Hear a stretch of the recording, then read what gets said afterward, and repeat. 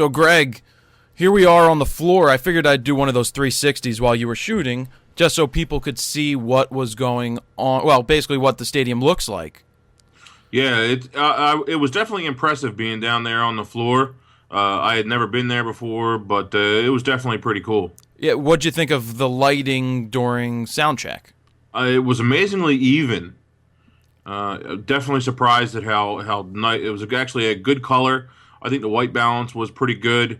That was actually a really nice shot that Ari did of me recording. Yeah, well, the lights are always going to be even on the floor because it's professional event for TV, for HD video, so everything's going to be perfect with the lights up in the ceiling and everything. So yeah, that's definitely cool. And yeah, basically what you're looking at now is Greg did some video of me just shooting candidly, but we're pretty much going to talk about just, I don't know, the experience down there and how everything went. Question for you. I think I saw some strobes go off. Do they use them in this stadium too? Oh, yeah, man. They've got like either I think they have 4 or 6 sets. You can see the lights right now up top for that split second. Yep. Yeah, there's a whole bunch of strobes, and they are powerful. When nobody is in the stadium, you can hear them go every time they go off. It's amazing. I got to shoot with them once, and it's just insane what you can do with those things. I guess it's one of those things that until you... if you're not paying attention, you don't notice them, but as a photographer, you really see them, right? Oh yeah, you really don't want to. You really don't want to start looking for them because you'll see them every time they pop. Mm-hmm. So really, what were you focusing on when you were shooting for sound check? Well, it really depends. That was pretty funny. I did my best to focus either on the person. I guess most of the time I was on you. Would be my guess. Yeah. Yeah, especially this shot here, I was definitely on you. Well, yeah, I mean, what I'm just explaining to Ari, well, we'll skip explaining to Ari. I was just telling him stuff. Here, Greg was just sitting down to block out the frame for when Matis was going to come up for an interview, and it ended up not happening up there. Mm-hmm. This was kind of funny. I just said, hey, Ari, turn the camera on while I clean the lens, and thought it might be pretty funny to do, so turned out. So let's talk about the day. I mean, long day, right? Yeah, it was definitely a long day. What we get down there, like 4 o'clock or something, 3 o'clock? Yeah, 3:30-ish, 4 o'clock, and didn't leave till probably around 11. But that's normal for these type of things. When you have access to do everything, you're going to stay down there the whole day. You're going to, things are going to happen that you don't expect to happen, and you just deal with it. You keep shooting, and you go from there. Mm-hmm. Yeah, it was good and bad. A lot of the time was definitely spent waiting, which obviously wasn't ideal, but we didn't have much of a choice. And sometimes you're better off just sitting around twiddling your thumbs and being ready for anything that might come up. Yeah, and then just wanted to show you some of the footage from during the interview. We may run this interview someday. Not sure if we're going to do it yet, but we ran 2 camera angles with the D7000s just to, get 2 angles so that when we do cut interviews together in the future, we have 2 different angles to play with. So what's going to come up now, you're going to see a little bit of just shooting around during the show. So this is when the band is going to walk out, and lighting is definitely going to change here because they turn off all of the even lighting and basically turn on some different colored spots. And they weren't exactly the best of the best when it comes to lighting, but there were probably about 7,500 people that stayed for this concert, which is cool because you can see the whole bottom row of the stadium filled up right there in this great shot that Greg took of a wide angle. Yeah, did you have to change your settings here? No, I believe I was still on aperture priority for all of this. So pretty happy with it. It didn't it didn't get super dark when the lights went down. It didn't it was pretty accurate, so I was happy with that. So you were shooting with the D3S. I don't remember if I was with the D3S or if I had the 7000. I have to go back and look, but I was definitely shooting a little bit of both. Oh, you know what? You probably were shooting the D7000 for some of it. Yeah. Now, I see that you try zooming in during some of the shots. I think it may be easier just to use a fixed focal length lens so you can only worry about focusing instead of worrying about zooming and focusing. Well, I think it gives a little more interest when I do that. I might do it a little bit too fast. Maybe that's part of my problem. Well, you can't zoom and focus at the same time, though. That's another problem. Well, all the pro lenses, their focus point should not change when you zoom in. Usually, the inexpensive lenses, the focus point changes when you zoom in. That shouldn't happen on a pro level lens, so it should be fine. Well, I've seen it in some of them where it's like when you zoom in, I think when you zoom in, your focus shifts. If you zoom out, back out, to a wider shot, then the focus should stay on a wider thing. Yeah, I don't know. I'd have to take a look at those lenses. It's not supposed to happen on a pro level lens, but I'll have to check into it. Yeah, so basically during the show, you can only shoot for so long. That's why I just decided to talk to the guitar tech for a little bit and just bust on them, and that was pretty cool because if you just sit up front, I want to talk about this. I noticed something, and there's something I wanted to get here, and his feet and that shadow really made for something extremely interesting because he has a distinctive shadow. He likes shoes. He's wearing Nikes, and basically you're going to see this photo later on come up with the shadow. It's just a really, really cool photo. Yeah. Yep, there's some cool stuff. What was, overall, Greg, what did you think of your shooting and using that hood man? It doesn't get any better than that. Well, I should say this. It does get better, and that's when you add a rig on the side on your shoulder.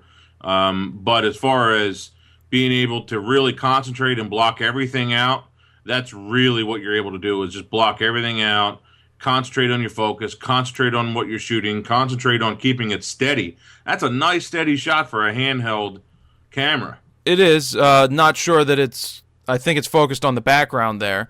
Yeah, I think I might have been back focused. Which is something that really we both need to work on and get more practice into it. So this is pretty much wrapping it up. Greg got up on that, whatever that traveling case was, just like I did, and he did some video, and it gives you a nice feel for the whole crowd, just a different perspective that most people don't really ever get to see.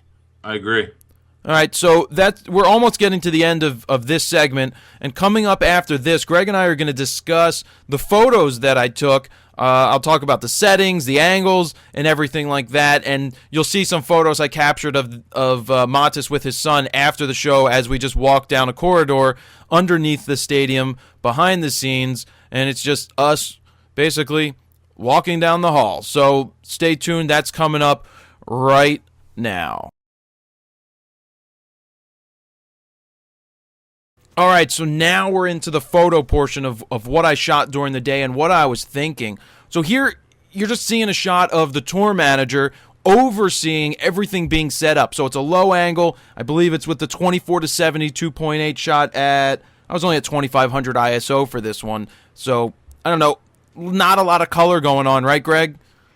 Yeah, but it's nice to see a good perspective. I mean, the guy in the foreground, the tour manager guy, he's not very tall, but yet he looks very tall because of your low angle and the scale of the building. Sure, yeah, absolutely. So I'm going to try to move through quickly here, just a bunch of different ones. I like to shoot through objects. I think, though, it draws you in. It's framing. So that's exactly what I did here. I tried to frame the guitar tech by using the stand here, and I did it vertically and horizontally. And what's cool about this shot is the out-of-focused, an amp in the front, then you have the out-of-focus guitar stand, and then him right there. You remember what your focus was set to when you shot that? Oh, well, my focus was absolutely on single focus because, I wanted to get the eye. And if I was on anything other than single, if I was on continuous, there was no way I'd be able to lock into this. And did you shoot through that whatever it is, or did you shoot around it? Well, I just shot through it. You just shot right through it inside. Okay. I waited for him to move right to where I wanted and basically focused right on his eye. Okay. All right, so let's move to the next one. Just more of the tour manager hanging out. Some things I sometimes don't realize are things that are written on the guitar cases or on the Rode cases. Not that there's anything really written here, but what you can see using the 70 to 200 is how blown out the background is. And yeah, it doesn't get any nicer. You get that bokeh, that separation. Just doesn't get any better. And let me also say that there's a big difference between bokeh from a professional lens and bokeh from basically a consumer lens. This is just it melts away, and the consumer lenses, they pixelate away. Yep, nice, and just looks good. Just looks professional. Yeah, and same here. Just threw in another vertical of the tour manager overseeing everything. Montes wasn't around right now for the sound check. He was coming in a little later. This is just one of the guys working. As you can see, I shot through basically the drum kit. That's what's out of focus in the front, and I think that draws you into the image. If the cymbal wasn't out of focus up top and the drum kit wasn't there at the bottom, it probably wouldn't be as effective without them there. How do you know that's a cymbal? Because that's part of the drum kit, and I knew it was the cymbal. I just knew it. You can't even tell it's so out. Well, you can't tell that it's out, but I like doing it. Same thing here. You've got speakers on the right-hand side out of focus. And what's funny, look at the bottom of the speaker, Greg, on the right. You can see the wires through it. Mm-hmm. And that's because it was on top of something, and then it was like you could see through it. But obviously, this is the sound guy. Just he's basically setting up, and it's always good to get photos of everybody else. And look at all the out of focus wires in the background. Yeah, it looks like those wires, whatever they were on a pretty close plane. Actually, they're in the foreground. Are they? Yeah, but they're still in focus though. They have to be on the same plane as where he is because they're pretty sharp. The wires look. They're totally blown out. I don't know which wires you're looking at. Bottom right. Oh, not those. I'm talking about look up to the top middle next to his head. Oh, yeah. Those are wires that are connecting the speakers that rolled in that were closer to me by 5 feet than he was. So basically, they're out of focus. It looks pretty cool. Yep, you don't even see them. Basically, for settings, shooting manual here, ISO 3200, 1/320th of a second at 2.8. So basically, I go into manual because you just have to override the lighting in this situation in my mind. Same thing, just another tight shot. Actually, I came in closer, cut out the thing on the right-hand side, and threw him over to the left for my rule of thirds.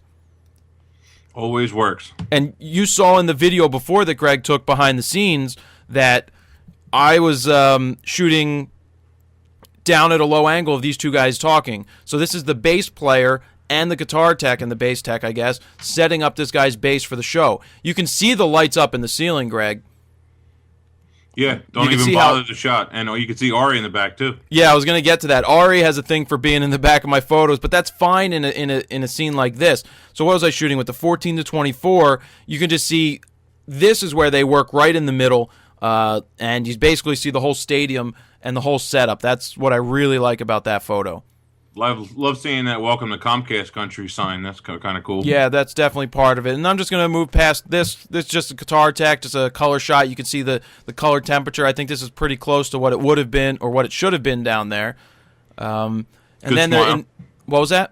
Good smile. Yeah. And then in the other video, actually, you know why there was a good smile? Because we were talking about a picture that I took at the last show that he was talking about. His mother was like, "Why were you on the computer when you should be working?" So, that was pretty funny. And then just again, why am I doing wide shots down low? Because there's a lot of detail to be had in these photos. Not just the lights in the ceiling, or most of it are all the wires and all the cables and all the pedals and speakers, and it's just really showing the scene. And all the camera bags. Yeah, the camera bags over there. That's fine. Same thing in this. There's a couple shots of this guy. But then, the guitar player comes in, and we moved our camera bags. But started with a fisheye, worked my way up to the same 14-24, then came over to the side to change my angle up. And this just shows you, you can go through multiple lenses, or you should. This, again, why I don't crop is I will cycle through multiple lenses to give myself multiple looks at different angles. Mm-hmm. Yeah. Different angles, different positions, high, low, front and back. You really never know what you're going to get on one versus another. Absolutely. And then, why not show a whole fisheye shot? The fisheye you have to do very selective. You can't use it all the time because it's just really not the best of the best of the best to be using. But this just shows you a wide shot of the whole arena moving in. Same thing here. We keep going with wide shots, this time with Greg in it, left it in color. It's just good to show the scene that way. And then, of course, the family members are just hanging out before the game. These are all the band, the tour manager with a couple of a wife and a girlfriend, I believe, hopefully. And, so, yeah, just more tighter shots. Again, a shot like this, using a person in the foreground to draw you into the person in the background. Layering images doesn't get any better. Keeping those layers, foreground, middle ground, background, just like that. You have foreground of the portrait, and then the middle ground of the guitar or the drum kit, and then background of the people. Just awesome. Yeah, it's always good to use things to draw you into the image. So now we're getting into the whole show. The lighting obviously started off fine with all the lights on, and then as you move forward, they start to kill the lights, and you can see Matis walking out here. Greg's doing video. I'm sure Ari is somewhere in this photo doing video as well. So you're going to see a bunch of black and whites, a bunch of color, but this is a great shot. You can see that one red light, which was basically shining down on him during some of the show. What was I shooting at now? Well, I went to 8,000 ISO, D3S, 14 to 24, 2.8, 1/80th of a second, 2.8, shot at 14. I thought it would be really good to show the whole scene. You've got the club box level, you've got all the people that stayed for the show, and it's just a really good scene to show. Yep, I love how much warmer those box seat or those boxes are in the background there. I actually used really fill light cool on some of lighting these in the pictures, foreground. but I used it to bring out the crowd so that it wasn't fully dark in the background, and then you get to see the crowd coming in.